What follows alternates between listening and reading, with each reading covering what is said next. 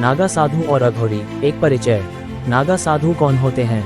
नागा साधु हिंदू धर्म के साधु सन्यासी होते हैं जो शिव और विष्णु के उपासक होते हैं। ये लोग अपना जीवन सांसारिक मोहमाया से दूर रहकर साधना और तपस्या में व्यतीत करते हैं। नागा साधुओं का इतिहास अत्यंत प्राचीन है और इन्हें विशेष रूप से वैदिक युग से जोड़ा जाता है।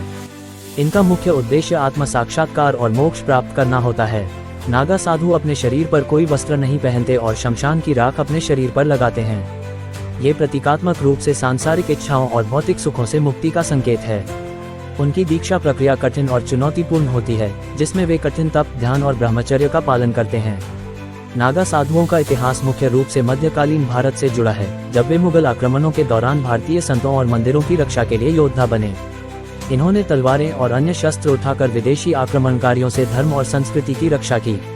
नागा साधु अक्सर कुंभ मेले के दौरान दिखाई देते हैं, जहां वे बड़ी संख्या में इकट्ठा होते हैं और अपने अनुयायियों के साथ धार्मिक अनुष्ठान करते हैं। नागा साधुओं की दीक्षा और जीवन शैली।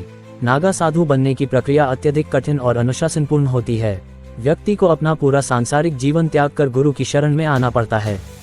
दीक्षा के दौरान उन्हें कई कठिन तपस्याएं करनी पड़ती हैं, जैसे मौन धारण करना, कठिन भूख प्यास सहना और मानसिक शारीरिक कठोरता का अनुभव करना।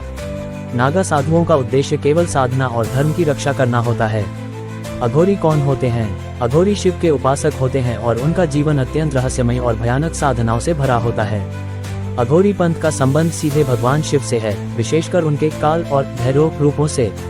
अघोरी साधना में विशेष रूप से शमशान का महत्व होता है, क्योंकि यह जन्म और मृत्यु के रहस्यों को जानने और मोक्ष प्राप्त करने का स्थान माना जाता है। अघोरी जीवन के हर पहलू को एक समान दृष्टि से देखते हैं, चाहे वह पवित्र हो या अपवित्र। वे मानते हैं कि शिव ही सृष्टि का सर्वोच्च तत्व है और जीवन के सभी रूप शिव के ही अलग अलग रूप हैं।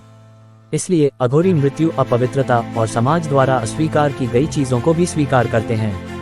वे मानव कपाल खोपड़ी में भोजन करते हैं और शवों पर ध्यान लगाते हैं, ताकि उन्हें संसार के माया जाल से मुक्त होकर आत्मज्ञान प्राप्त हो सके। अघोरी साधना और दर्शन। अघोरी साधु यह मानते हैं कि मृत्यु के बाद जीवन की वास्तविकता का अनुभव किया जा सकता है। वे शमशान में रहने वाले होते हैं, जहां वे मृत्यु की प्रक्रिया को निकट से अनुभव करते हैं। वे शवों की राख से अपने शरीर को ढकते हैं और इसे शिव के प्रति समर्पण का प्रतीक मानते हैं। अघोरी साधु मानव कपाल खोपड़ी में जल या भोजन ग्रहण करते हैं, जिसे कपाल क्रिया कहा जाता है। अघोरी जीवन और मृत्यु, अच्छे और बुरे, पवित्र और अपवित्र के बीच कोई भेद नहीं करते। उनका मानना है कि ये सब माया है और अंतिम सत्य केवल शिव ही है। इसलिए वे ऐसे कृत्य करते हैं जिन्हें सामान्य समाज अस्वीकार करता है, जैसे शमशान में ध्यान लगाना, मानव शरीर के अंगों का उपयोग करना आदि।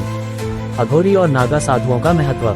नागा साधु और अघोरी दोनों ही समाज में अपने अद्वितीय स्थान रखते हैं। एक और नागा साधु धर्म और समाज की रक्षा के लिए शारीरिक और मानसिक रूप से तैयार होते हैं, वहीं अघोरी समाज के नियमों और बंधनों से परे जाकर अपने जीवन का उद्देश्य मोक्ष और आत्मज्ञान को मानते हैं। दोनों ही पंथ भगवान शिव के विभिन्न रूपों के उपासक हैं और अपने अपने तरीके से मुक्ति की साधना करते हैं। नागा साधु जहां कठोर तप और युद्ध कला में निपुण होते हैं, वहीं अघोरी रहस्यमय और तंत्र साधना में दक्ष होते हैं। दोनों ही साधुओं का जीवन समाज से अलग और चुनौतीपूर्ण होता है और इनका दर्शन समाज के सामान्य नियमों से भिन्न होता है।